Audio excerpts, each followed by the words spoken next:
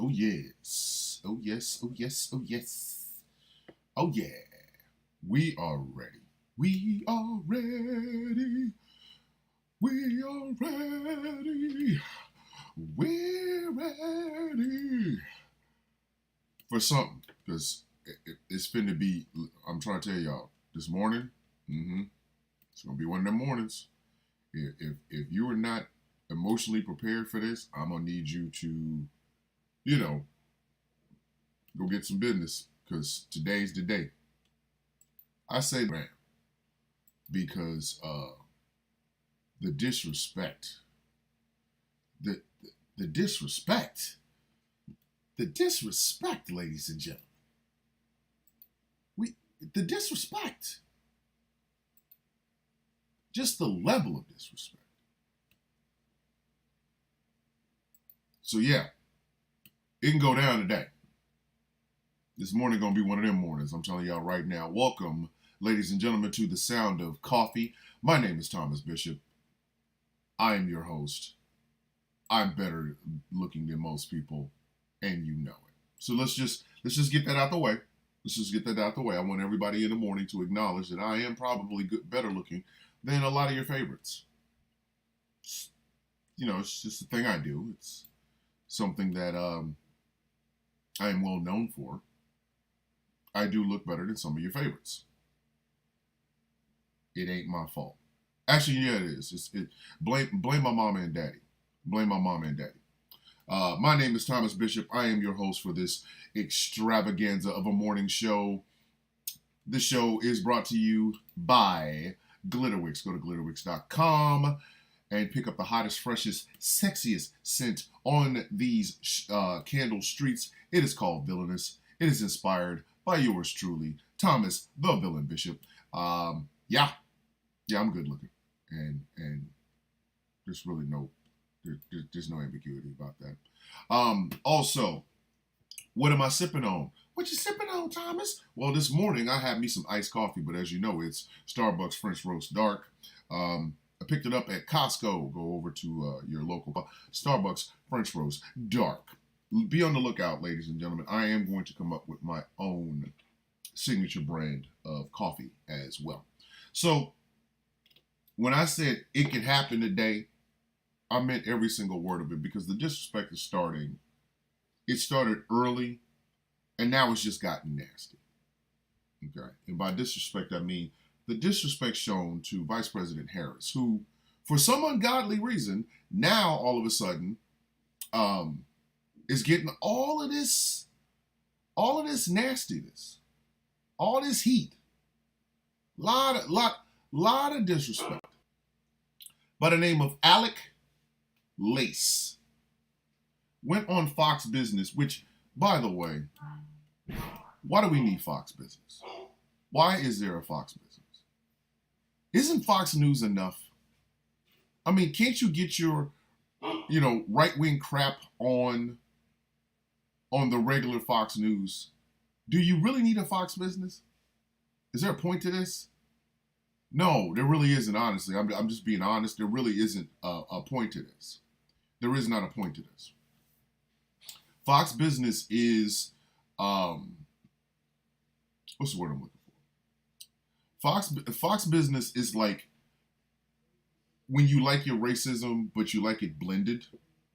You like it blended with a little bit of, I don't know, money. I don't know how else to describe it. But anyway, some trollkin, a hobbit that put on a suit by the name of Alec Lace, went on Fox Business yesterday and said that Vice President Harris was the quote-unquote Hawk Tuah girl.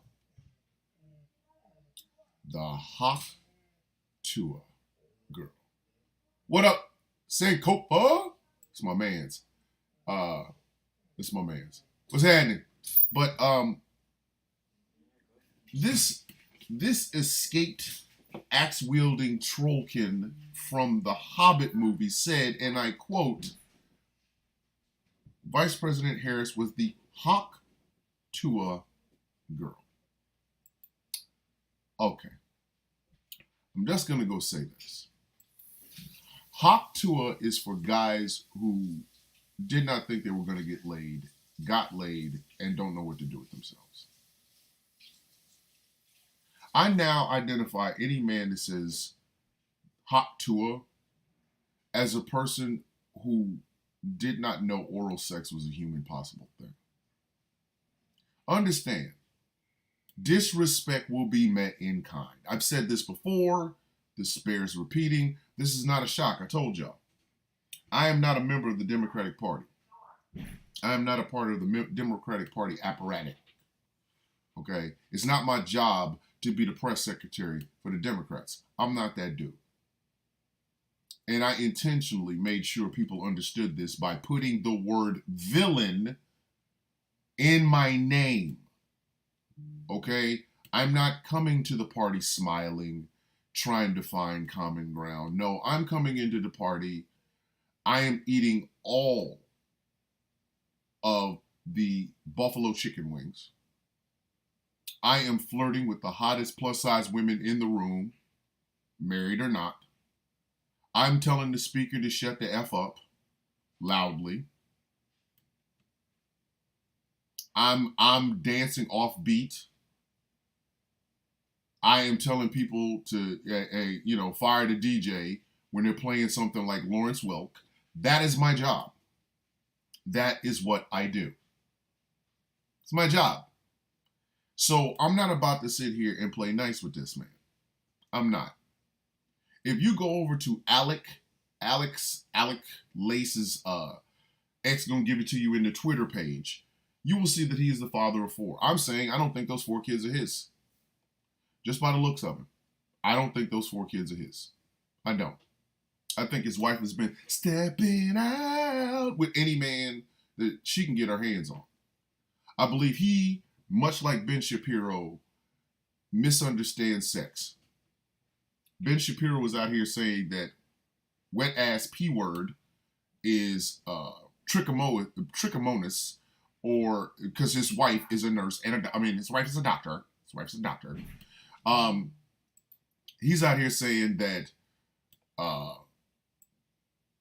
that's like a venereal disease. Thomas, I'm getting payback. That dang song was stuck in my head all day yesterday. Leticia, I told you.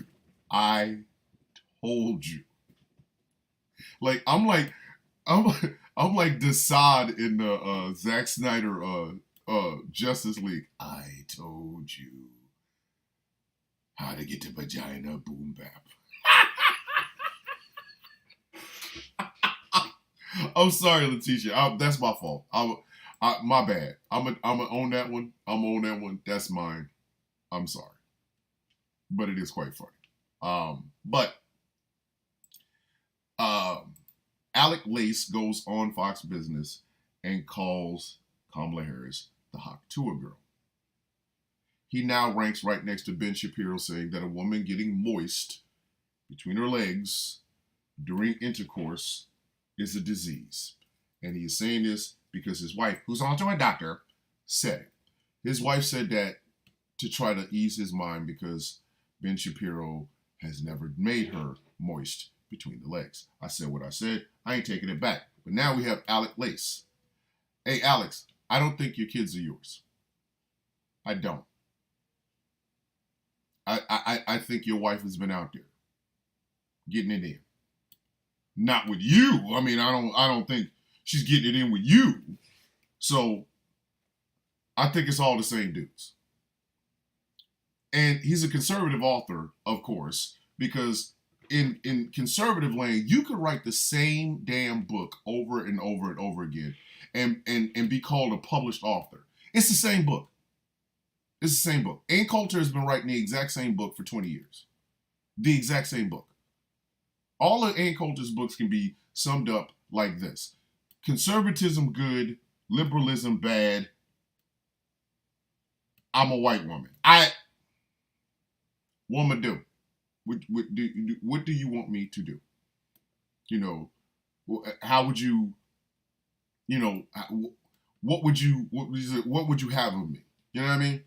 So Alec Lace, I'm pretty sure, writes the exact same book like Ann Coulter and others. Conservatives don't really read these books for, purposes of reading these books. They read these books because it's the exact same damn book, man. Oh my goodness, the angry IT nerd is in the house. Morning, bruv. Hey, bruv, we're gonna talk about that blood and guts, man. We're going to talk about that blood and guts because, hey, listen, I need Magnum NO to either shave that mustache or get or wash because he looked nasty, man.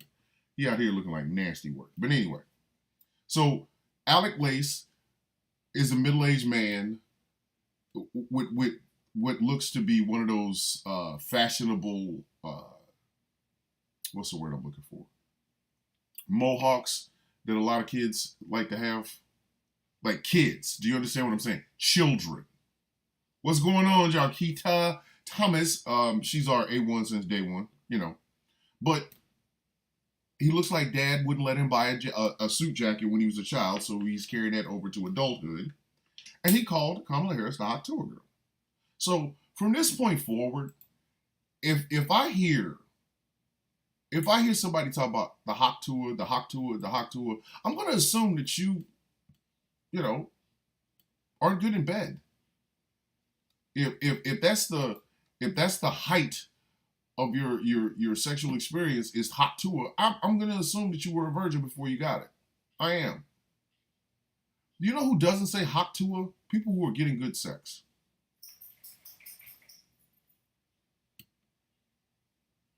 Hello, Walls. Somebody stop me when I'm telling a lie. Somebody stop me when I'm telling a lie. If you are truly getting the hot tour, you are not telling anybody. Because you're going to keep that all to yourself. You're going to be out here like, yo, son, your son. How you and that girl doing? Man, I don't know what you're talking about. Nah, for real, man, how you and that girl doing? Hey, bro, what'd I just say? I don't know what you're talking about. What girl?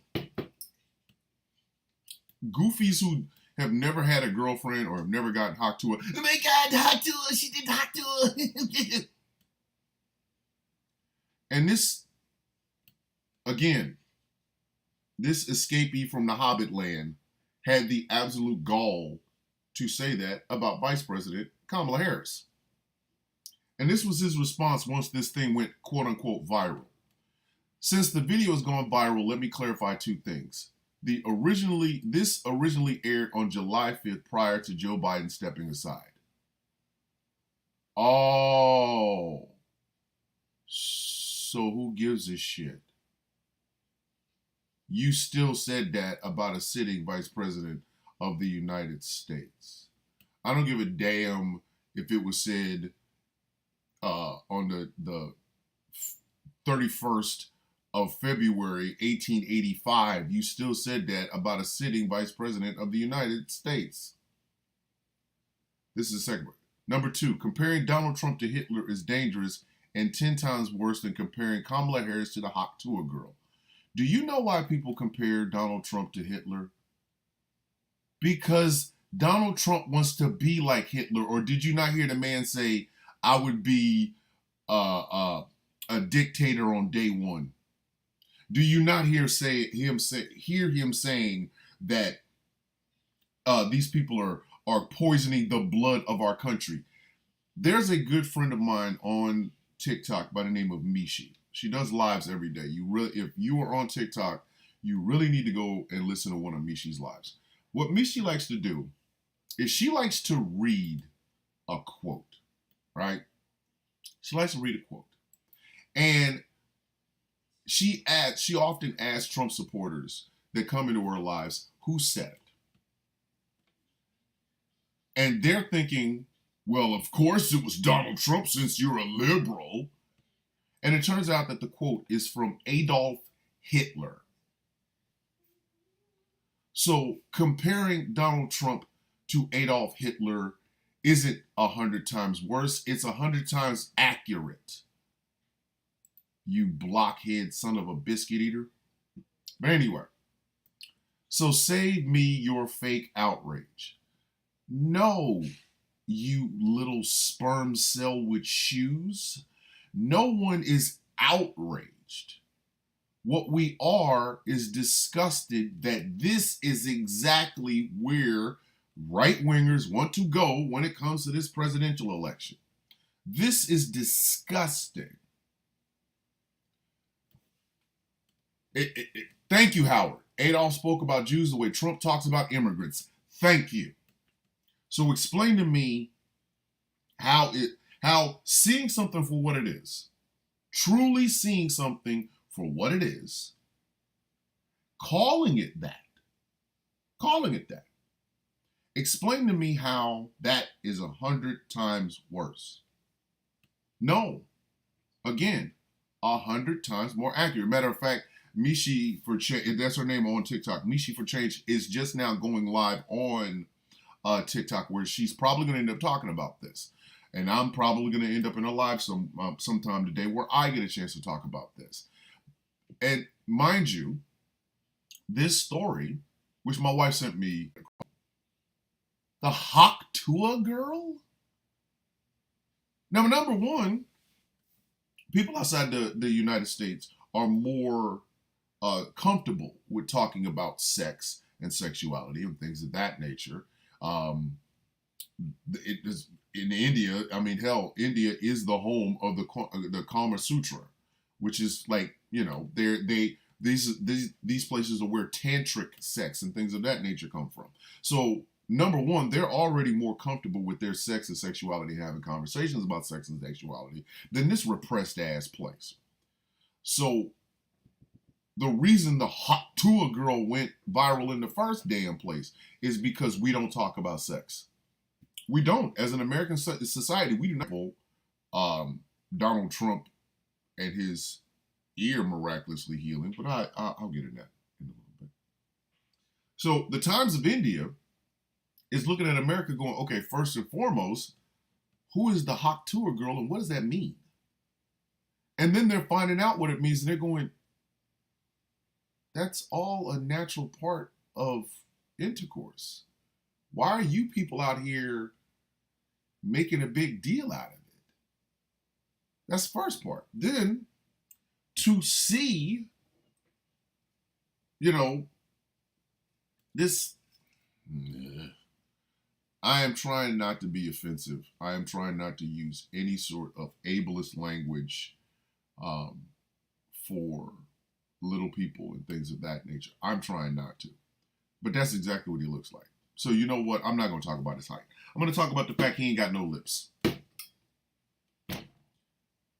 Alec Lace ain't got a single lip.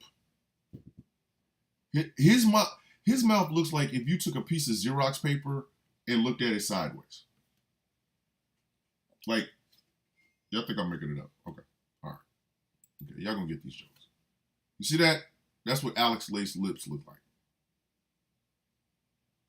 Hi, my name's Alec Lace. Like, it's one lip. That man has a straight line mouth. Straight line. What is it? The quickest way to get from point A to point B is a straight line. His mouth looks like a straight line. That's what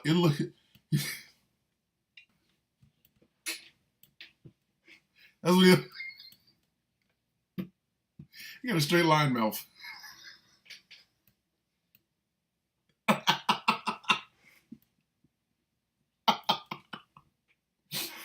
Oh man. Like seriously, he got a straight line mouth. He ain't got like he got a little, he looks like a kid. He looks like a child. He looks like a child.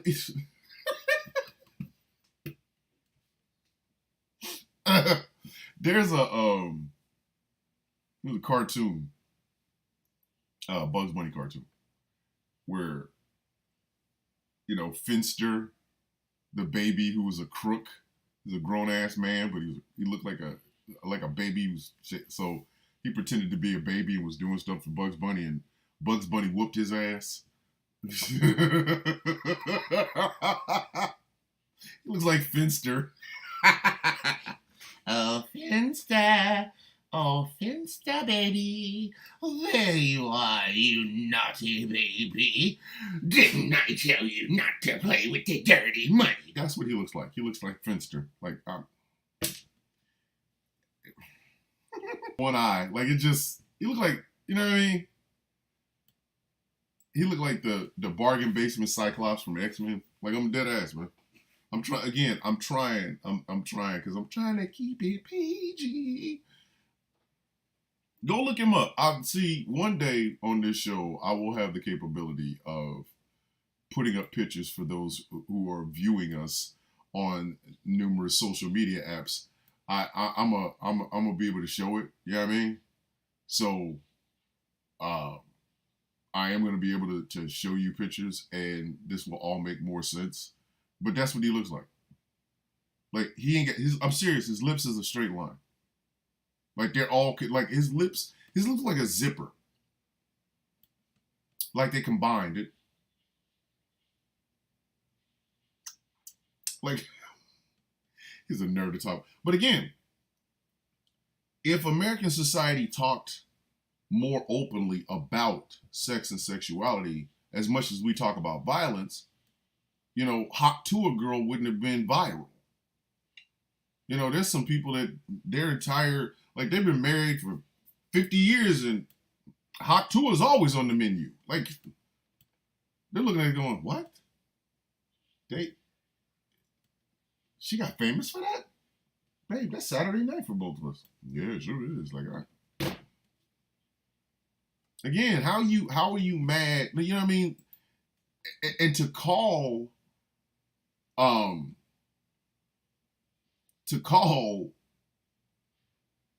the vice president of the United States the Hot to Girl, and then to have it reported in the Times of India of all places, is the most ridiculous thing I ever heard, man.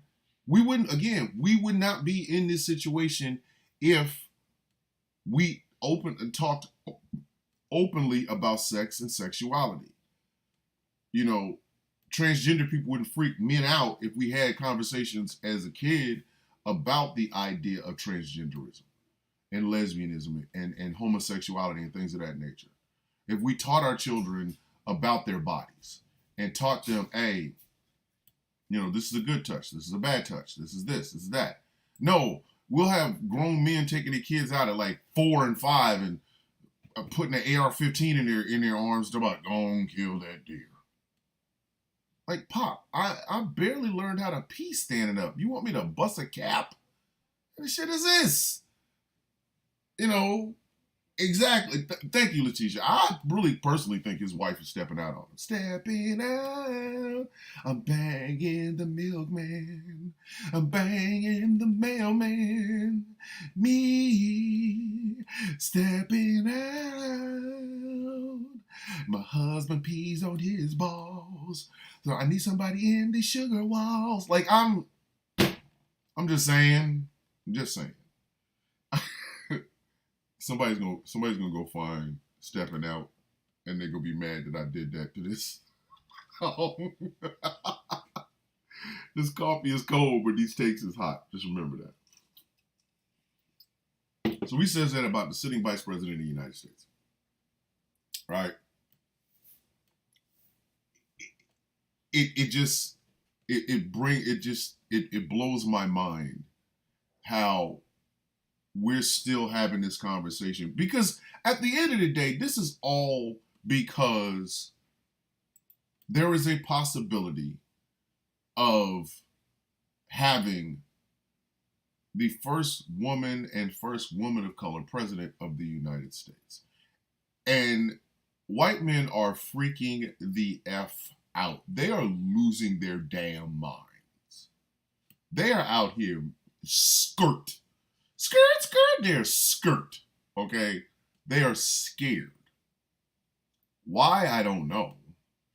I have a real issue trying to figure that out. Like, why are they afraid? I don't understand that part. Like, what is it? What is it that they're afraid of? I'm serious. Like, I don't get it. I do not understand. What are they afraid of? What's going on over there in Trova? My Trova maniacs. I guess I get to sound like I guess I get to sound like Hulk Hogan. Like Trova maniacs, bro. But I'm just trying to figure out, what are they afraid of? Ladies and gentlemen, we have a diverse country. A big old, huge, honking, diverse country. Filled with diverse voices and diverse ideas and diverse lives. You know what I mean? Like, these people are they're dancing, they're singing, they're making things, they're building stuff, they're falling in love, they're in love with their bodies and their minds and their spirits. Why do we keep having to have the same white man runs America blueprint? Why? What is the point of that? Oh, hey, we can't have anyone but white men running the country. What? For what? For what?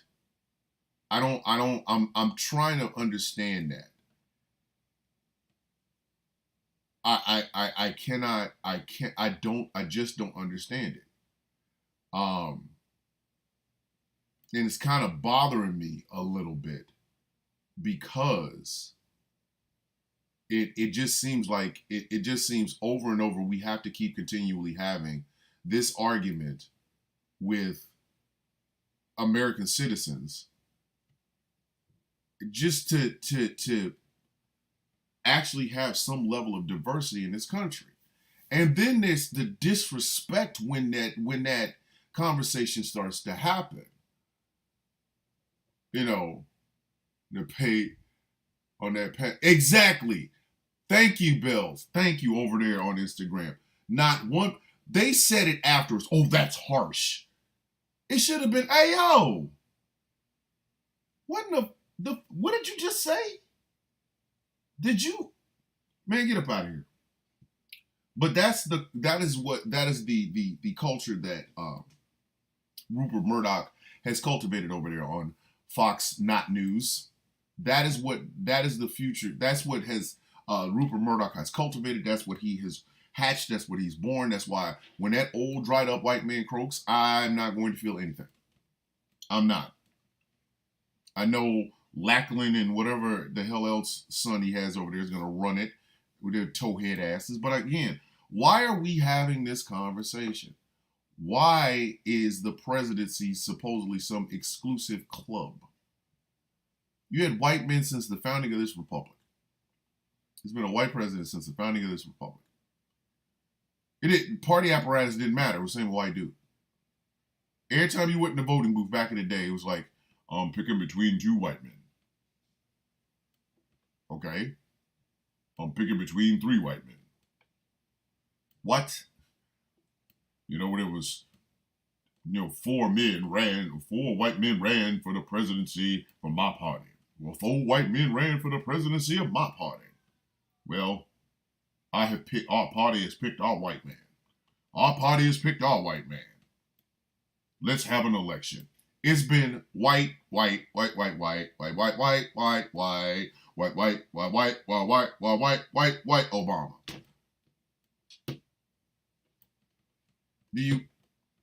Are you feeling me? And now, because in 2016, the Democrats said, hey, let's give a woman a try. And they're like, oh, look who's there, Hillary Clinton. She's like, me? Like, bitch, you've been standing in the damn hallway since Obama got ready to leave the office. We knew you wanted a damn job. Get your ass in here. And then Hillary didn't win because guess what America needed? Another white man. And not just any white man.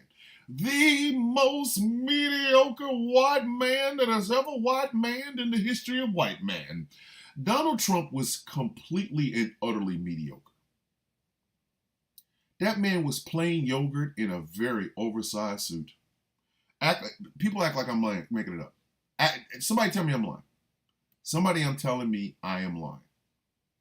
He was the most mediocre of the mediocre white men. He was. He absolutely was. So explain to me, how is it that a very, very, very, very extremely overly mediocre plain yogurt, always save, great value version of yogurt is somehow better than what we have right now? Because what did they replace Donald Trump with? Joe Biden, another white man. Well, again, nothing wrong with that, because that's how America operates. No one can beat the mediocre white man than another white man with experience.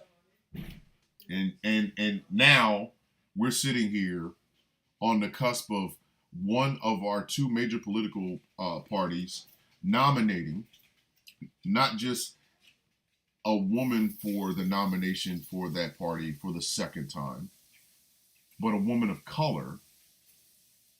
And we get mediocre white men doing what mediocre white men do. You know, saying things like hot tour. Like, somebody make that make sense to me. And when you can, keep it to yourself, because I don't care.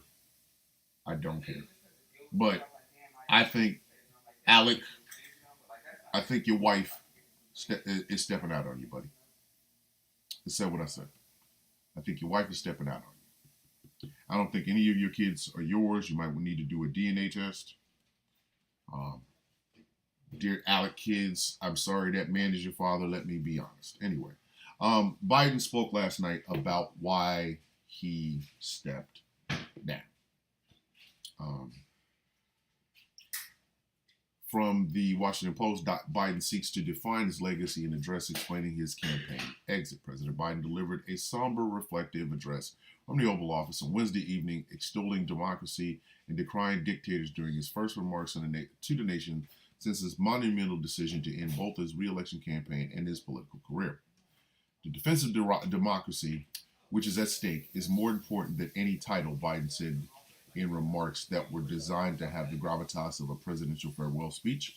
I draw strength and find joy in working for the American people. But this sacred task of perfecting our union is not about me. It is about you, your families, your futures. It's about we, the people. So,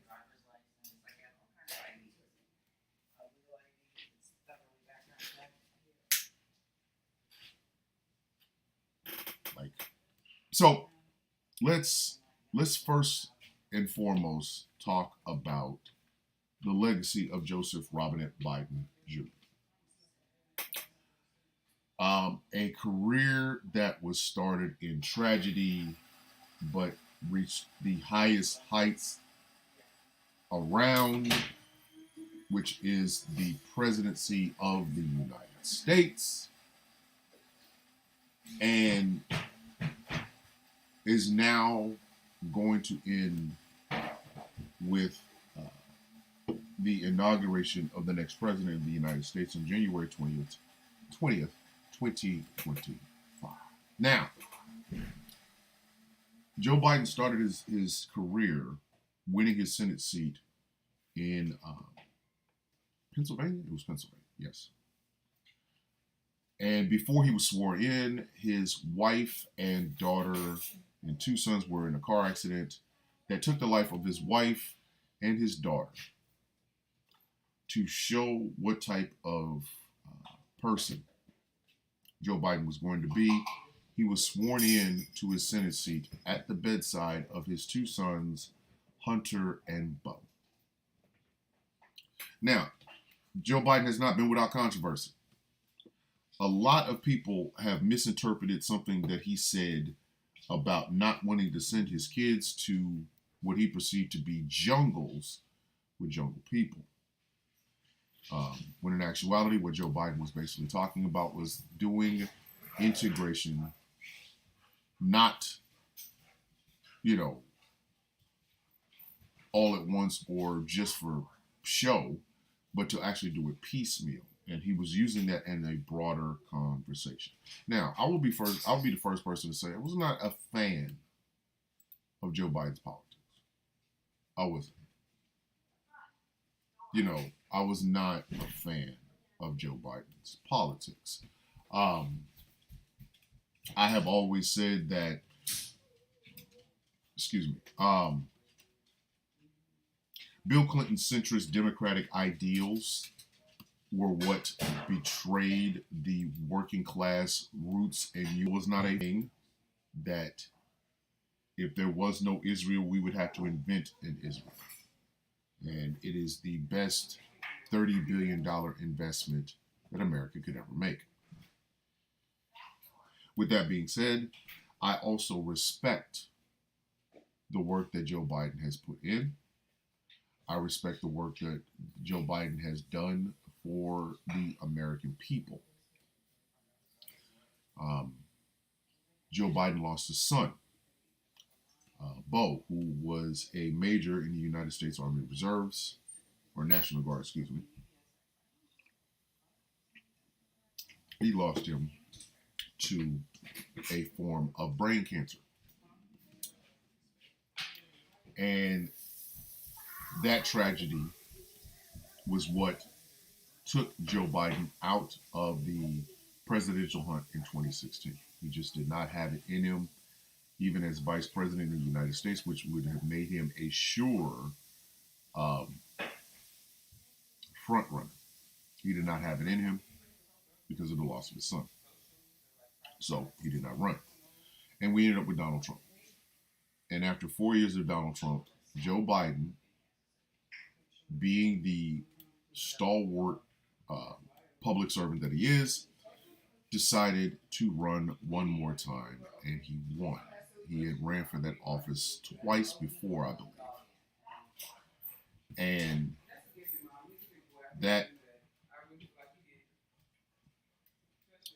that is what made what he did in 2020 that much special. Now, mind you, again, I did not always agree with everything that Joe Biden did in the White House. As President of the United States, I'll be the first person to say that. I did not like his stance on the current conflict in the Middle East. But I can respect him as a presidential candidate. I can respect him as president. The office of President of the United States. I do respect it, and therefore I respect him. He said, with less than 6 months in his presidency, Biden used the primetime address to defend his record, define his legacy, and describe his vision for the rest of his term. He repeatedly called on Americans to take up the mantle of safeguarding the nation's principles, asserting that as he prepares to exit from public life, he was passing the baton to the public. The American people will choose the course of America's future, he said at one point. Whether we keep our republic is now in your hands, he said in another. Much of the country's focus shifted to Vice President Harris. Harris's rapid ascent as the Democrats' likely presidential nominee, Biden cast himself as the bridge to his next generation of leadership. Something that, hey, Nancy Pelosi, Chuck Schumer, Jim Clyburn, and the rest of you centrist Democrats, you too could be bridges. Could. Throwing it out there. Whole younger generation. Maybe stop disrespecting people like the squad. Maybe start listening to them. Because they're the future. You are fading into history. You are fading into history. Take a cue from Joe Biden. Just throwing it out there. Yeah. Call that a hint. Or as Keenan Ivory Wayans did in that Don't Be a Menace to South Central movie, message. Anyway,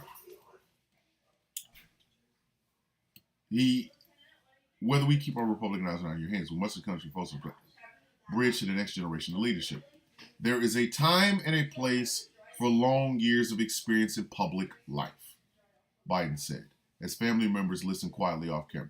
There's also a time and a place for new voices, fresh voices, yes, younger voices, and that time and place is now. Woo!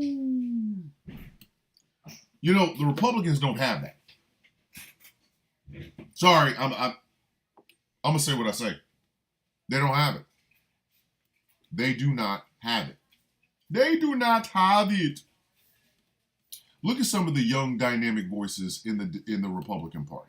Byron Donalds, Mr. During Jim Crow, the black family was together. Huh? That's new and young and dynamic. J.D. Vance, who called the guy he's running for president of the United States with America's Hitler. He said it, I didn't. He did. He said that. He said that. Who else? Who else? Kimberly Guilfoyle. I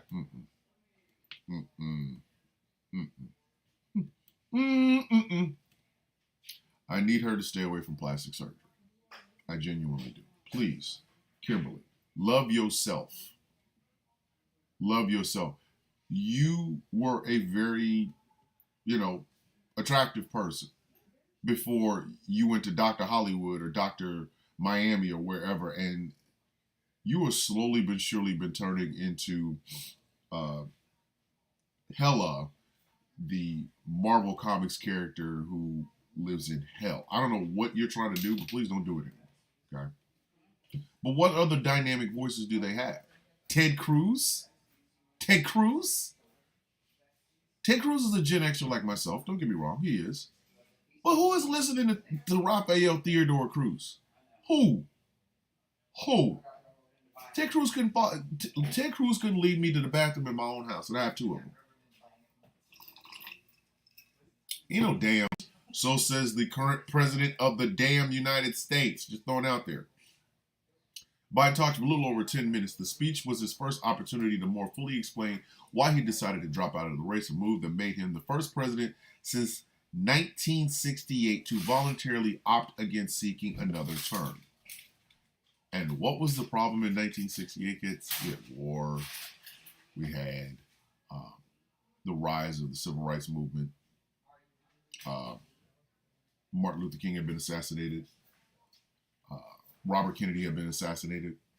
It was a very tumultuous time. The youth were trying to say something, and the establishment wasn't listening.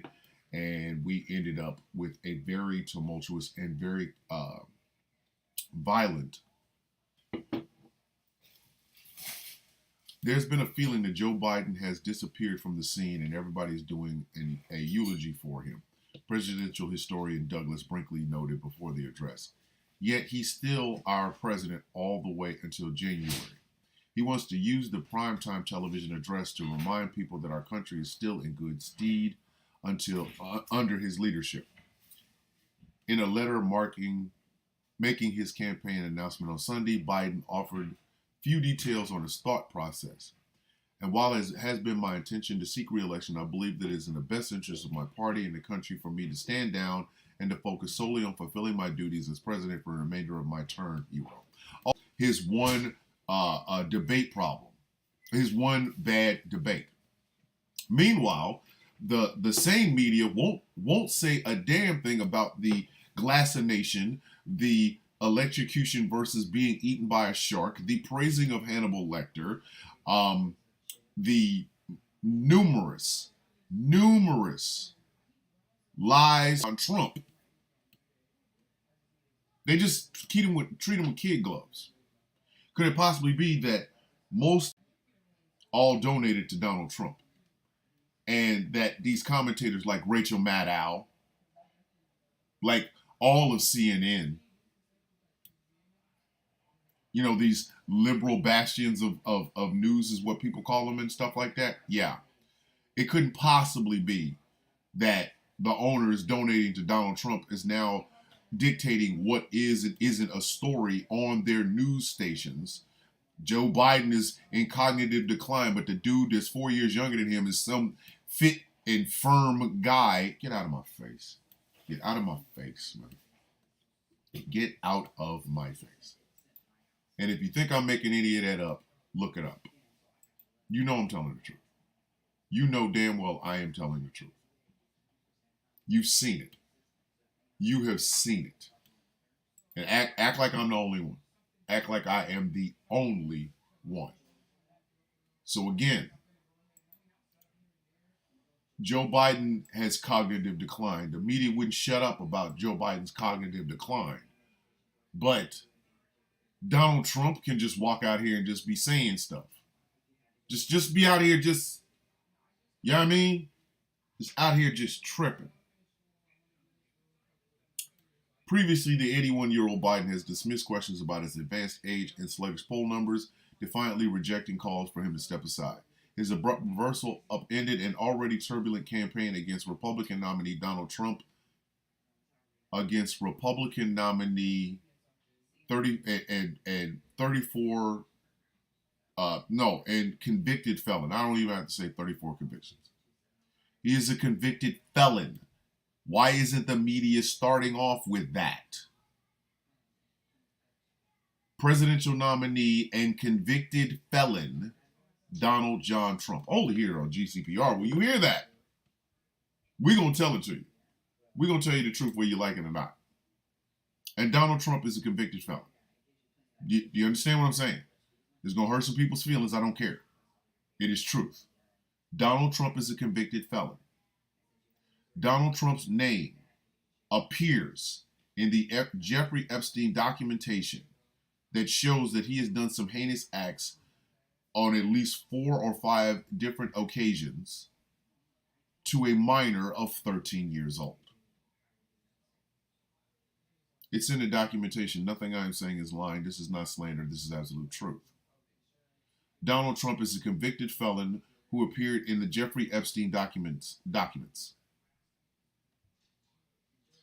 Why doesn't the media start off with that? In fact, I think I might make a moratorium on this radio station.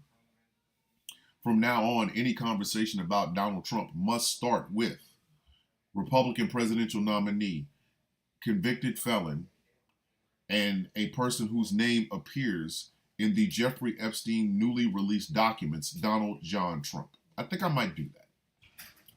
I have some pull around here. I think I might do that. That's how, since the media doesn't want to do the job, I think we should do it. That's what I think we should do. So from this point forward here on GCPR, every time you hear me talk about Donald Trump, that's exactly what I'm going to refer to him as. Republican presidential nominee and convicted felon whose name appears several times in the Jeffrey Epstein documents, Donald John Trump. I think that's what I'm going to start off. Yeah, from now on. I think that's going to be the moratorium. Since no one else in the media is going to say that, I think it is our duty as a radio station to say exactly that. You know what I'm saying? So it's like, it does not bode well that our American news media would rather focus on the cognitive decline of the current president of the United States rather than the numerous disgusting details and convictions of the former president of the United States. You know. So he reached into history explaining his decision using John F. Kennedy's famous turn of phrase, to then pivot forward. I have decided the best way forward is to pass the torch to a new generation. That's the best way to unite our nation. Biden didn't mention Trump by name. Why did he need to? He's the president of the United States. Some of y'all don't understand the bully pulpit that the presidency has. That's why I said you can dislike the person in office.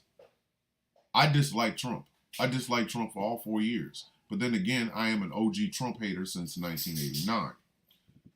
But the office itself is the most powerful office in America. It is a bully pulpit. Do you understand the power that the presidency wields? With a simple phone call, with a simple phone call, you can change somebody's life by calling and saying, hold for the President of the United States. You can change somebody's life. You can get things done. You have the ability to go live. You know, people say, I go live on TikTok when I can, and this, that, and the third, and TikTok might take my ability to go live. You don't ever have that problem with the presidency. Never. If you want to have a press conference every single day, you can. How do you think FDR went over so well? He used those fireside chats where he was able to talk to the people directly. And he's the president of the United States. That means something. It's like our leader is talking, and damn it, I'm going to listen, and I'm going to be ready to do whatever the leader of America says. The hell why does Biden need to mention Trump? Like, come on. He has the job. Trump had the job. Trump wants the job back. But he ain't in the seat. The hell he look like mentioning that man? So that was Biden's 10-minute address to the nation last night, where he talked about his reasons for not seeking re-election. And in that time, his vice president has been gaining not just steam, but money, pledged delegates, and things of that nature. We are very well on our way to having Vice President Kamala Harris be the Democratic nominee for President of the United States. I'm pretty sure it's going to freak out some people. I'm also pretty sure I don't give a damn. But that is that. We reset the show. This is the sound of coffee on GCPR. My name is Thomas Bishop. I look good. I smell good. I actually ate well last night. I think I did. Did I eat well last night? Yes. I did eat well. So, this show is sponsored by Glitterwix. Go to glitterwix.com and check out the newest, hottest, freshest candle scent on these streets. It is called Villainous. It is inspired by yours truly, Thomas the Villain Bishop. For $18, you can smell delicious. Actually, for $18, you can smell like me. 18 plus shipping and handling. Go to glitterwix.com and check out Villainous. And while you're at it, pick up some t-shirts, some more candles. I know you know your mama like candles. Your mama like candles. Don't act like your mama don't like candles. You know damn well your mama like candles. So pick your mama up some candles. Stop playing. Don't be bullshit. Excuse my French. Let's go a little light. Let's, cause you know, I'm in a light mood.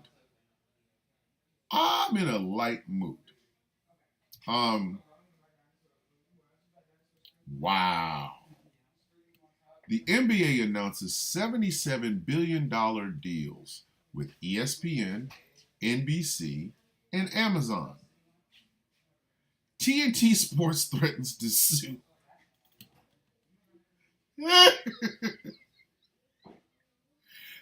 You know what? I would like to take ghetto Tubi movie ideas and put them in real life. Because we were talking about Tubi films yesterday, which is what led to also talking about Brian Pumper. I ain't going there. I'm not going to do it because Letitia will find me and she will cut my throat. Like dead ass. She'll cut me. So, but I would like to be able to take bad Tubi movie ideas and put them in real life. I would. I don't know, for whatever reason. Like I was looking at, because I told y'all I don't watch these things. I watch people watch these things. So because I can't do it, and I am trying to get the other three hosts of the GCPR original radio show, Plot A-Holes, to review Birdemic. I am meeting resistance, and I don't know why. It's Birdemic. It would be quite funny. At least I think it would be. Let's review Birdemic, because we are the Plot A-Holes. We find we watch films. We watch horrible films. We watch bad, and probably because on the Villains View, the this past Sunday, I showed them, the trailer for Birdemic, and it's a talk show. We talk about a lot of things. We do. We talk about a lot of things. It's a talk show. It's entertainment. It's news. It's things of that nature. Each one of the co-hosts, each one of the hosts on the show, I'm gonna call them co-hosts because it makes it look like it's all about me. But each one of the hosts on the show brings a different and unique perspective. Or when I show my fellow hosts the trailer for Birdemic, I was meeting resistance to this bad movie life. I don't know if they're committed. I'm just gonna say it. I don't know if they're committed, because if Birdemic turns them off, how are they gonna react to Sloppy Seconds? You understand the quandary I'm in now, right? Y'all understand the quandary I'm in.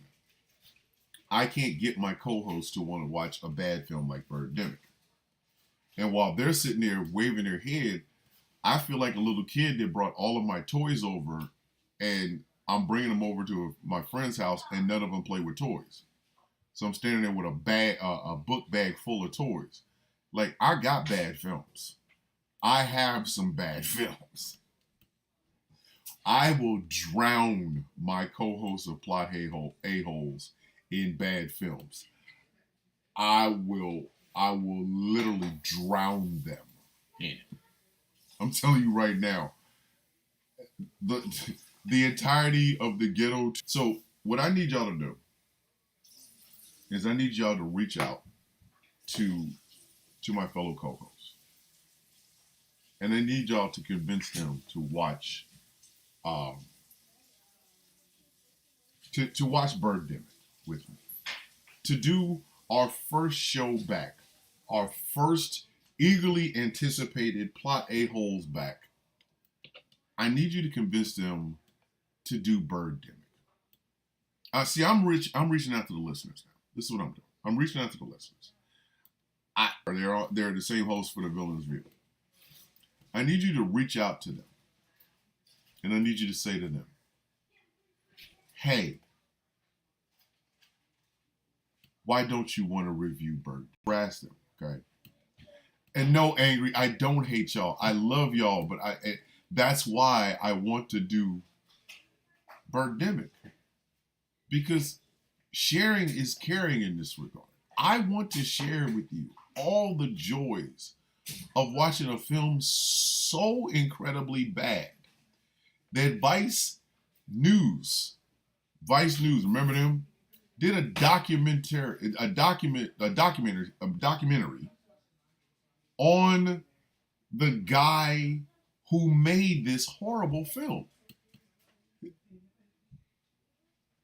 See, even George understands it. George said, George over at YouTube said, I just watched the trailer for Birdemic, and I have to say, wow, it reminds me of the RNC convention, a train wreck that just cannot be turned away. Exactly. And our whole job is to do bad films. Do you understand? The Plot A-Holes crew got together because there were so many horrible films and not enough people talking about how horrible some of these films are. And it's not. No, it is not, because I was able to glue that Stormbreaker. Matter of fact, hold on.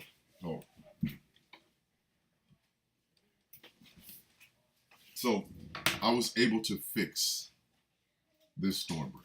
I was able to fix it. So it's okay, Angry. I have forgiven you many moons ago because I was able to fix this. Now, I won't hold it up in the air because I don't want to get hit in the ass with lightning. But no, see, it's fixed. Not sliding. See, I might actually be able to crack somebody in the head if I hold it, in a certain way. You know what I mean? But yes, there you go. So no, Angry, I'm not still mad at you because of the Stormbreaker. I'm just saying, if you're going to have a show that talks about bad films, why are we starting with low hanging fruit? Let's go for the gusto. Like I suggested, this is one I suggested. Manos, the Hands of Fate. Manos, for those who speak Spanish and are probably listening to this and falling out of your chair laughing your ass off, yes, you do know Manos in Spanish means hands. So basically, it's hands, the hands of fate. I'm just saying, man. They won't do that one. It's like, hey, man, that's too bad. So imagine my heartbreak when my friends who won't stoop low enough with me to review Birdemic. Imagine how I feel when I see some of these really horrible ass Tubi films. And I'm just sitting there going, this ripe fruit that is sitting at the top of the tree, just waiting to be picked. And y'all won't, you know what I mean? Y'all won't come here with me. You're not going to help it? You're not going to do it with me? Like, really? Seriously.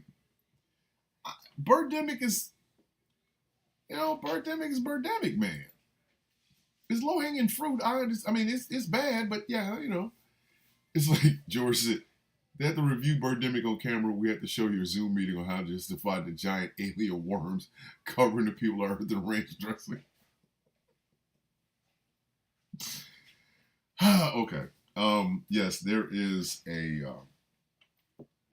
theme that I have when I say I want 2/3 of the planet eaten by giant 60-foot slugs with shrimp forks in Space Ranch. I have said that. I know it sounds like a joke, but I'm dead serious. I want the world to end that way. That's how I want the world to end. I don't want us to end with you know what I mean? Letitia over on YouTube is really mad at me. Like hey, angry. I introduced Letitia to Brian Pumper, and I'm pretty sure she now has she really has.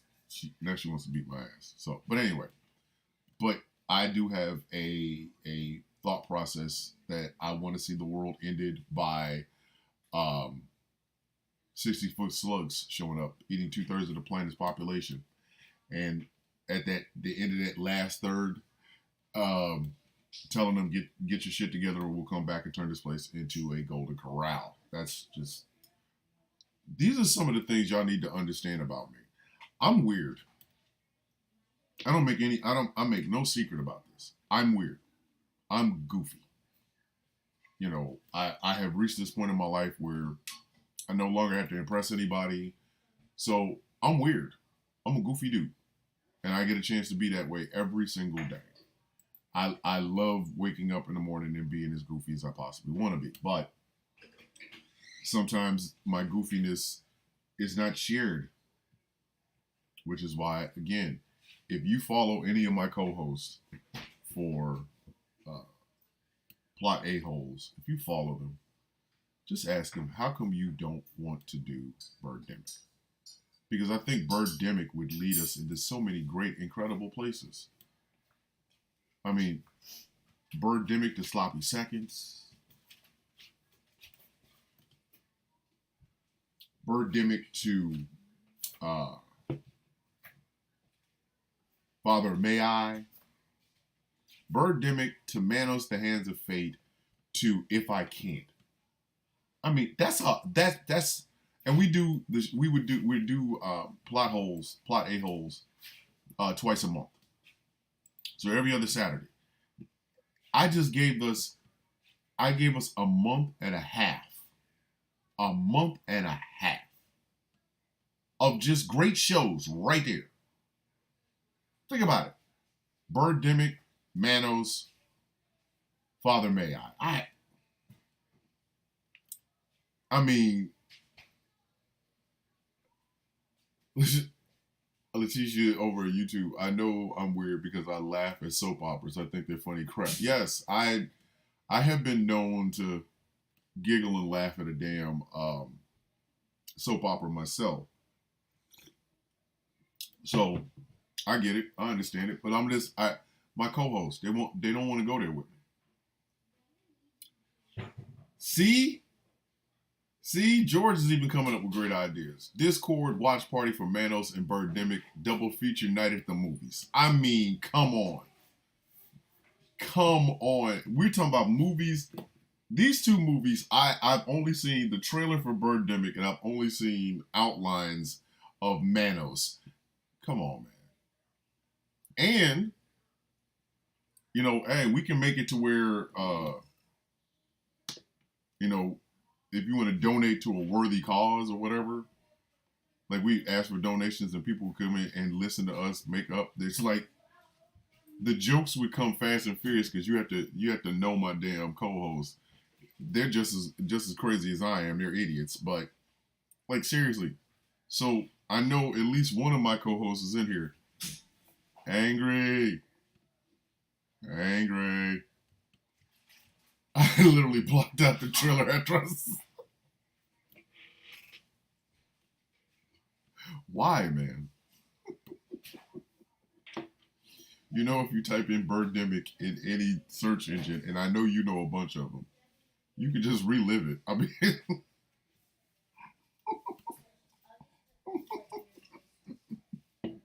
oh my goodness. I'm just saying. A double feature of Birdemic and Manos. Oh, baby, that's money. That's money. Four of the funniest people walking the face of the earth watching two of the worst films in human existence.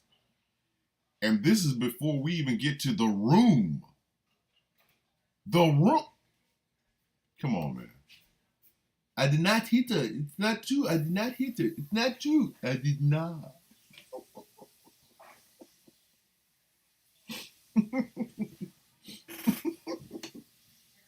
I'm just saying, man. I'm just saying, Angry. This stuff makes it. This stuff works. It works, man. We can do it. We can do it, man. And I'm pretty sure there would be a bunch of people that would want to watch.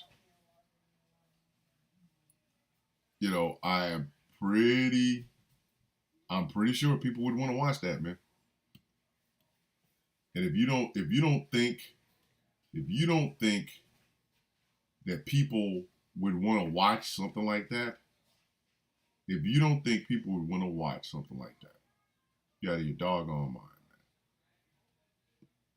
You are out of your doggone mind. I'm just saying, I really think personally, that would go over well. It would go over, that's hot fire. I think it would. I just, maybe I'm a dreamer. Now I just said a John Lennon lyric. I'm just saying. Wait a minute. Every time now I have to go see Curse You. And did I say something to offend you? Why? I was like, no. I figured we should get the two worst movies out of the way so your co-host can reset for a week. See? Yes. There you go. Think of it this way. We do it all. It's like when I was in the Army, we had to to get shots, right? This is when I went to basic training. We had to get shots, and I remember my drill sergeant.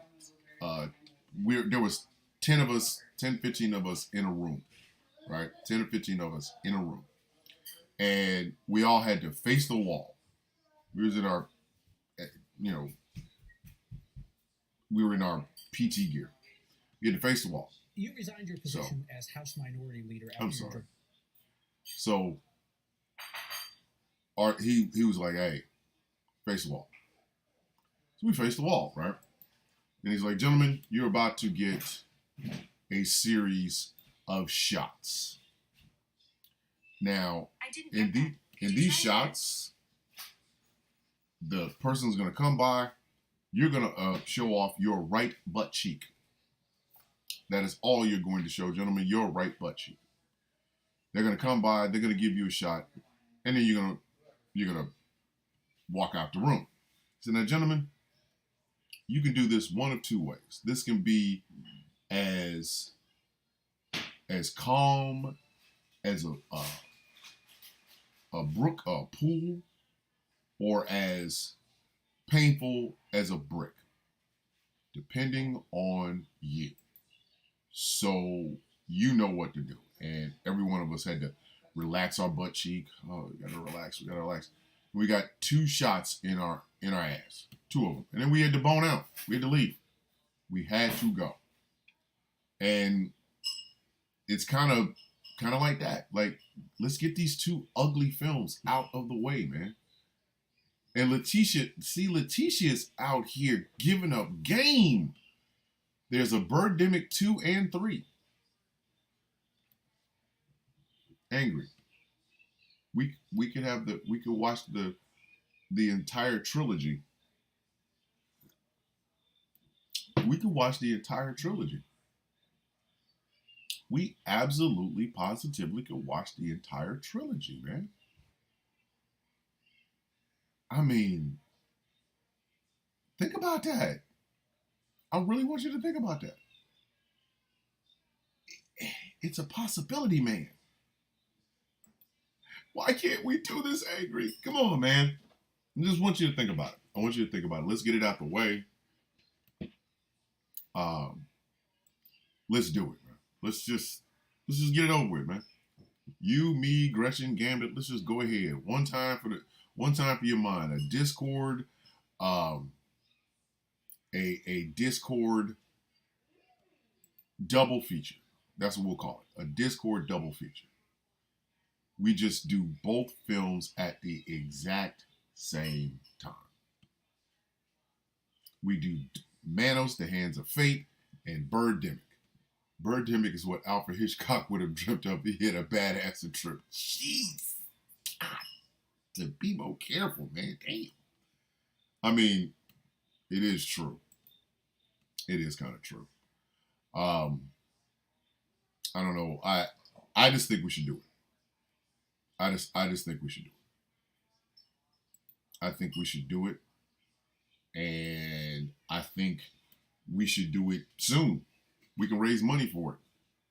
You know, we can hype it up on the TikToks. We can hype it up on social media and stuff like that. We can hype it up here. We can say, hey, guess what? We're getting ready to do something unprecedented. The 2 worst films ever created in human history. We're going to be reviewing them, and we want you to come in and watch. Birdemic and Manos, The Hands of Fate. Like, I would watch that. I would watch it. I think a lot of people would. Because we're funny. You know what I mean? We're quite hilarious. I think it's a possibility that a lot of people would want to see that. I think I really do, man. I really do. So just think about it. Just think about it. But I'm going to switch over to wrestling for a little bit because, as you guys know, Superplex Party is tonight. Why is my dog in here looking at me like a homeless human being? What, man? I love you too, buddy. Then we have another dog. Bingo. Bingo is our over. No, man. It's like nobody fit. No. Why would you do that to yourself? I don't like sequels of movies. Me neither, Junquita. Me neither. All right, I love you too, both. Y'all gotta get out of here, man. Once. Hold up. Find a guest host that's on your side and do a verse after what looks. I think we're going on at almost a year. Almost a year of antagonizing each other, back and forth. It's about to happen, y'all. It's about to happen. CM Punk and Drew McIntyre are about to happen. I have not been this excited for a match in a very long damn time. And mind you, this whole thing was built up. There hasn't been a match yet. It's not like it's a rematch. This is the first time. They have been going at each other since CM Punk showed up. Drew McIntyre injures him in the Royal Rumble. CM Punk eliminates him in the Royal Rumble. And it has just been the conversations, the back and forth. Mind you, Drew McIntyre has been hurt. He's been out with an elbow injury. So for two guys that have never touched in the ring in a match, this is how, you know what I mean? Like, this is how you build up something. This is fantastic. And it's about to happen. It's about to happen.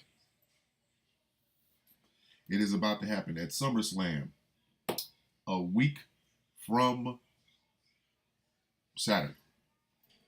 A week from Saturday, we are finally getting the match everybody has been eagerly anticipating. It's so bad you have to pay. Yes, this is how you build up a rivalry. Yes, Angry. This will be studied on some John Doe from 7 when Adam Pearce announced it this past Monday.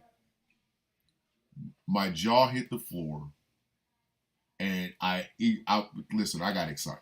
I know there's a lot of people listening going, I don't even watch wrestling. What are you talking about? Drew McIntyre, who will be the stand-in for Henry Cavill when Henry Cavill dons the fake hair of Highlander. Yes, there is a Highlander remake, and Henry Cavill is playing Connor McLeod. So, I'm kind of excited about that. But then again, I am a big, huge Henry Cavill fan. Ask anybody that knows me. They know I'm a big, huge Henry Cavill fan. But anyway, he and CM Punk, if you don't know who CM Punk is, I got nothing for you. I don't even know how to help you with that one. It's CM Punk is CM Punk. You should already know who he is. They have been teasing a match for a little over a year now. And not even over a year. It's like close to a year. Close to a year they've been doing this. Close to a year.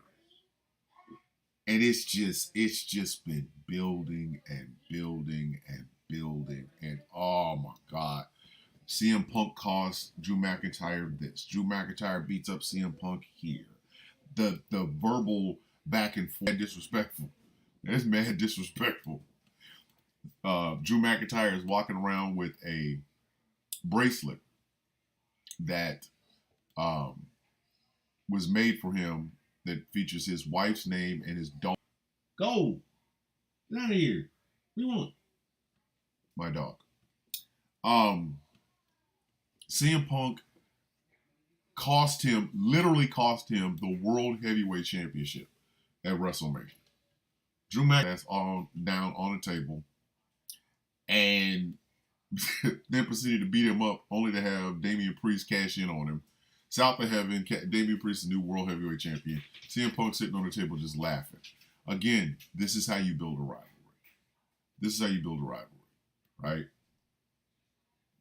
CM Punk cost Drew McIntyre the title. That's where his mama and them is at. Cost him the title. Cost him the damn title. Shows up, does a bunch of stuff. He doesn't get the title. Damian Priest wins. He cost him the title at Money in the Bank. Drew McIntyre wins the Money in the Bank briefcase. CM Punk shows up from underneath the ring, beats the brakes off of him. Damian Priest pins him. Boom. 1, 2, 3. He still doesn't win the title, man. It's just, what do you want? My dog. Like everybody, I think a lot of people believe that this is just a hobby. It's actually my job. But anyway. Hey, yo, get out of here. Beat it. What do you want? Beat it. This is what you do. So, at SummerSlam in Cleveland, I think I might have been to Cleveland. But, in Cleveland trilogy, I hope there's 3 matches out. No disqualification, no holds barred type thing. You know, an unsanctioned match between the two of them. I hope there's plenty of blood. I hope, you know, because the verbal jousting between the two of them is top notch anyway. Right now, it's top notch. It can only get better. Whoever gets that first pin is going to be talking mad shit to the person who does it, who eats that pin, and then we're going to go back and forth and back and forth. I can see 3 good, really strong, very brutal matches between the two of them. I can, like dead ass. I can see that. So whoever wins that first one, hey yo, I'm dead ass. I hope we get more, because people. This is about to feed families, as we say, as people in the street say. You know, I keep this whole block fed. They about to keep the whole block fed. These two, with this rivalry, they about to feed generations. So yeah, I hope.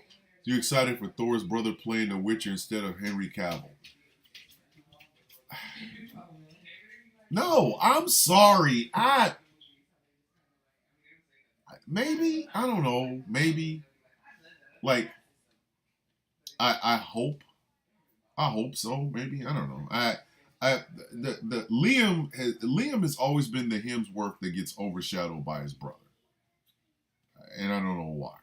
It's just it's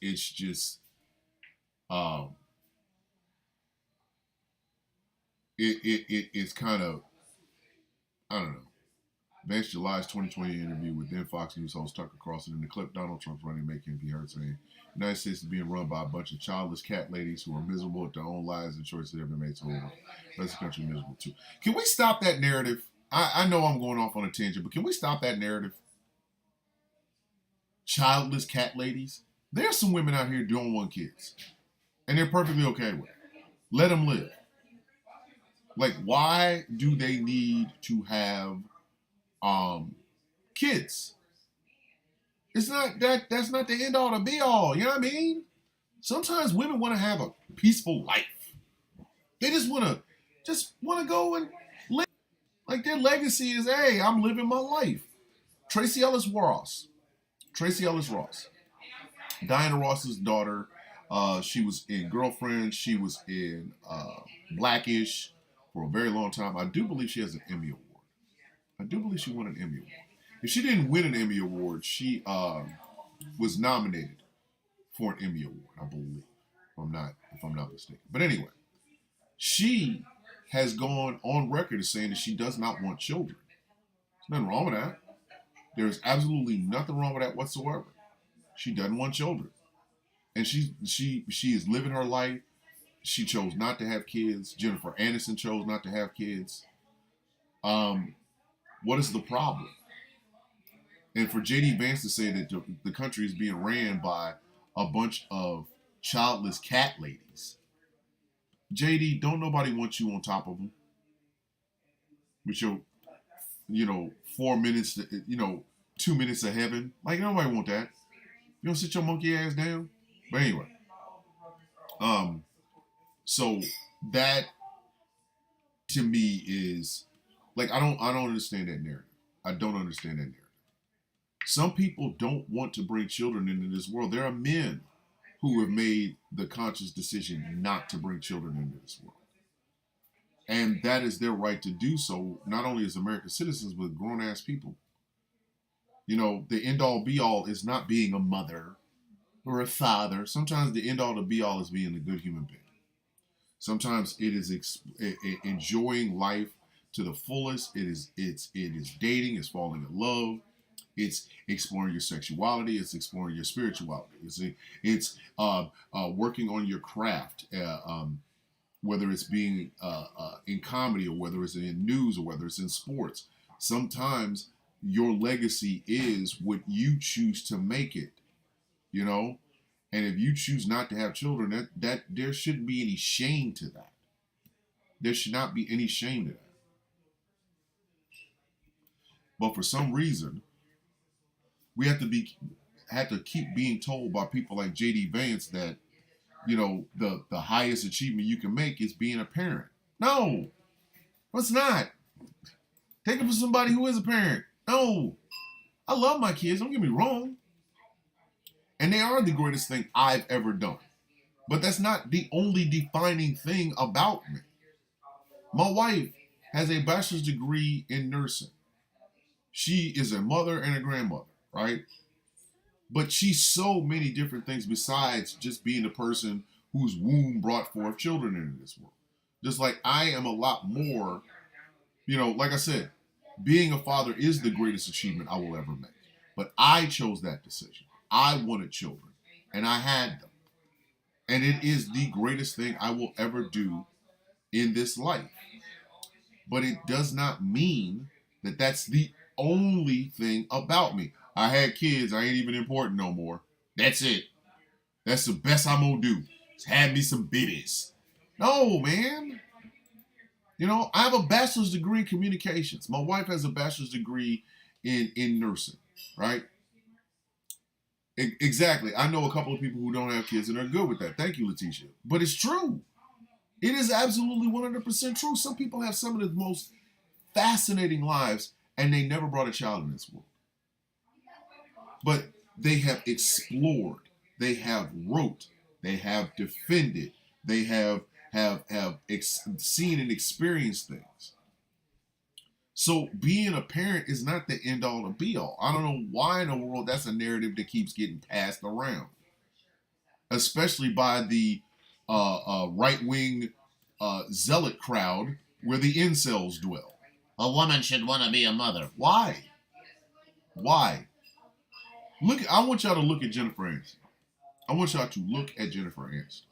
Jennifer Aniston is in her 50s, okay? Aniston, who shared her personal journey, IVF journey in the past continued. I hope she will not need to turn to IVF as a second option because you are trying to take that away from her too. J.D. Vance goes on to name Kamala Harris, Pete Buttigieg, AOC, the entire future of the Democrats controlled by people whose children, with people without children. So, yeah, JD, some people don't want kids, man. Some people do not want children. Like I said, look at Jennifer Aniston. We're going to take a very good look at Jennifer Aniston. Okay? Jennifer is in her 50s and is absolutely gorgeous. Ain't no use of me lying. She's a very beautiful woman. She does not have any children. And she's okay with that.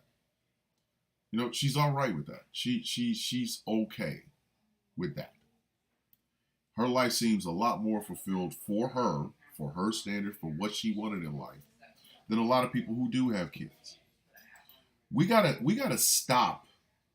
We gotta stop with this idea that you are only, and again, this goes back to that conversation we don't like to have about sex and sexuality.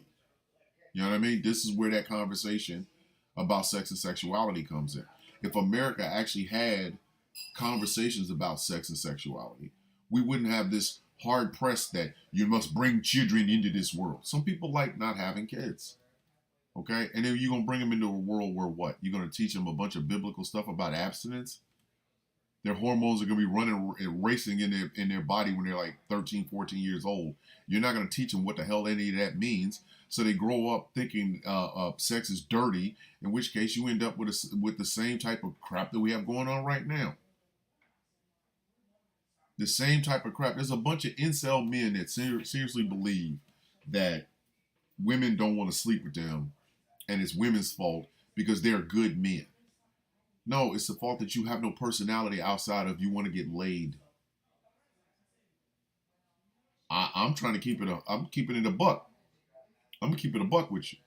Some of y'all are out here without being in relationships whatsoever because you're not relationship material. There's nothing else special about you. Nothing. You have no personality. You're not even trying to do any self-improvement. But you think a woman should lay down and let you rut between her damn legs for 30 seconds to bring your big towhead ass kid in this world simply because you were born with a penis. Are you out of your rabbit ass mind? What are you doing? What is that? I think women should sleep with me. Why? Because I have a penis. What the hell kind of, what? Huh? Who? What? That's not even how this works. That's not how this works. That's not how any of this works. And JD Vance, people like JD Vance only spread this ideal because can we just keep it 100? Let's keep it a buck. Let's keep it a whole ass buck. White men are scared. They think the great replacement theory is coming in their house and gonna take their wife and children. So like, if all of these white women were having kids, but they were having kids with non-white men, these people would still be freaking the hell out. They would be losing their damn minds. But people like JD Vance want them to procreate. But you want them to procreate with guys that look like you, JD. You don't want them to procreate with guys that look like me. You don't. Because then but they're having kids. But no, I mean, having kids the right way. Like, come on, man. Eventually, they're going to want to ban interracial relationships. And it's going to be funny because Clarence Thomas is probably going to be one of the ones that lead the charge to ban interracial marriages, and he's in one. But I digress. So that's the problem. They want people like Jennifer Aniston to have babies. But if Jennifer Aniston decided she wanted to have a child, but she wanted to have a child with Idris Elba,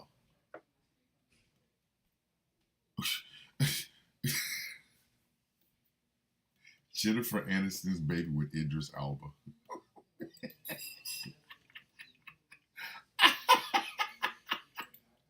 Pete Buttigieg would lose his rabbit ass mind, man. And see, thank you, Becky. Becky, I greatly appreciate you. But, like, seriously, some people don't want children. But could you imagine JD Vance is out there and Jennifer Aniston's like, all right, you want me to have a baby? Fine. Hey, Idris, want to have a kid with me? I'd be honored, mate. Right. Imagine all these childless white women that they swear up and down needs to have more of these babies. They decided, all right, we're going to have kids, all right.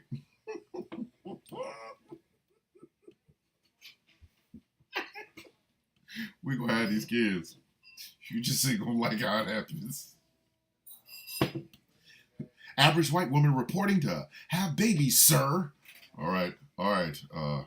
Average white woman, get on it. Start having more children.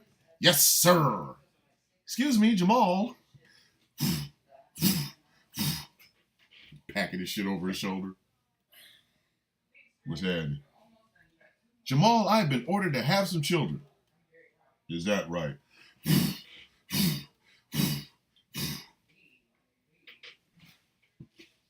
All right, let's go. Fucking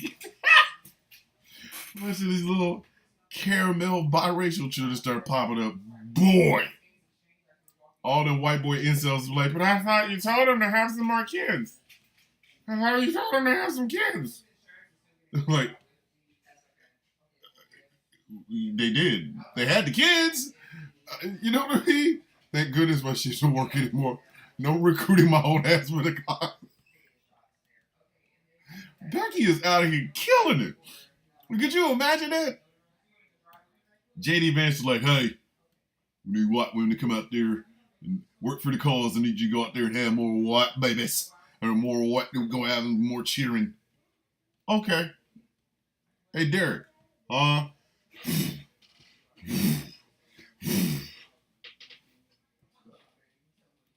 you doing, Mary? Yeah, JD Vance said I should have some children. Oh, word? For real? Want to have some kids? Hold on.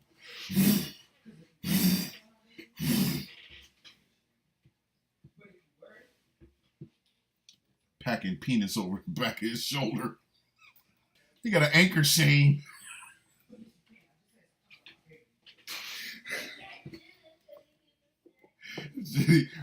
there's been an uptick of interracial relationships and interracial children being born. Vice President Vance has no. I don't know how it happened. I told him to have some children. You did. You just didn't tell him where to go. Just didn't. It's all fun and games until Jennifer Aniston is holding this caramel baby. It's the jokes aren't that funny, are they, JD? Like, seriously, this is what I'm trying to talk about, man. A bit they would bring back Roe v. Wade if that happens. Howard over in YouTube is like, I bet they'll bring back Roe v. Wade if that happens. You're damn right they would. These white women start going, yes, I'm going to do my part to have more children. Which is why I went and picked telephone pole man. Why they call him that? They just packing penis over his damn show. Like, it's like, remember when Jake the Snake Roberts used to pour Damien on people during matches?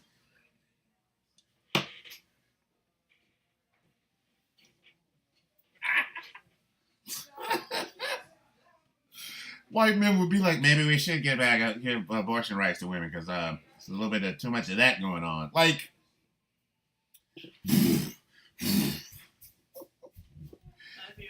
love you. Okay. Yes. Don't be one of those liberal white men who hate conservative white men and they're like, oh, you want them to have more babies? Honey, do you ever think about a threesome? Well, yes, I have, darling. What do you have in mind? Well, I have a cold pregnant. Well, absolutely, please, by all means. Okay, bring him over. All right. Anthony.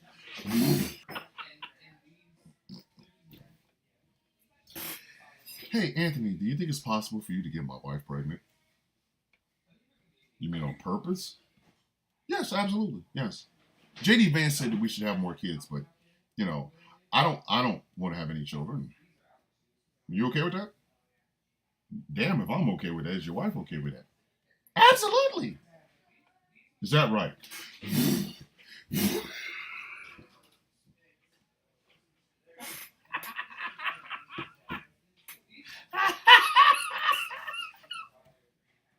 I guarantee you, without a shadow of a doubt, I guarantee you, that Rock stepped down to the Capitol to vote for reproductive rights and abortion rights to be codified in the damn Constitution. Dun, dun, dun, dun, dun. Like, listen, they are not ready for that. They're not ready for that. Oh no, they're not ready. Remember, but there was a white woman that explicitly said that.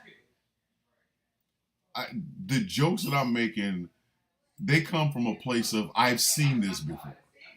I don't know who this white woman was. I swear to you, I don't. I don't know. I don't even remember. But she dead ass said that. Killing the white patriarchy by getting impregnated by every black man I can find. I was like, yo, what the? I was like, what in the ass? I don't remember where the hell I saw that at, though. But she said it out loud like she was not going to have any white babies. She was serious about this. Like, she didn't have a kid. She did not have a child at all. Childless. And I forgot where that was. But she literally had in her bio, I am doing my part to smash the white male patriarchy by only sleeping with black men that could possibly get me pregnant. I was like, God, to be more careful. Like, if you're gonna put it out there, I mean. And it wasn't like she was it wasn't like she was like Rocky the dog-faced soldier from the 3rd Infantry Division. She wasn't ugly. She was, fairly attractive white, Caucasian woman. But I read that and I was like, yo, I don't even want to have a conversation with this woman. Like, I don't even want to talk to her. I kind of looked at her profile. God, dog, I wish I could remember where that profile was. But, like, I looked at that, I was like, I'm good. That's the setup. I was like Tom Hardy's Mad Max. Uh-huh. That's a trap. Like, no. Nah, son.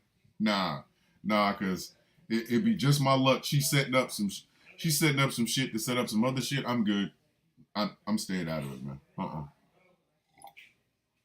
But JD gonna mess around and wish for something or try to put something in place, and it's gonna be the underground penis road. Because they want to. Well, Project 2025 wants us to go back to traditional family values where the father ran everything and the mother stayed home and the kids were play. I'm trying to be the underground penis road. And there's going to be some brothers that's going to be happy to do it. Don't get me wrong. I am not one of them.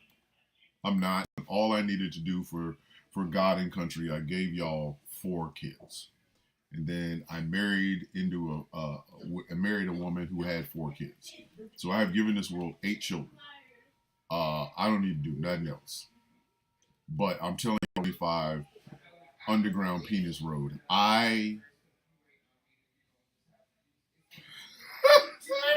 It's being me, but JD Vance gonna mess around and it's like, we're ending racism 1 orgasm at a time. Candle scent on these streets. It is called Villainous. It is inspired by yours truly, Thomas the Villain Bishop. $18 plus shipping and handling. And you do want to have some smell good in case you decide to, break the. I think I'm gonna start doing it from now on. Every time I want to talk about one of these subjects, I'm gonna make that Barry White sound.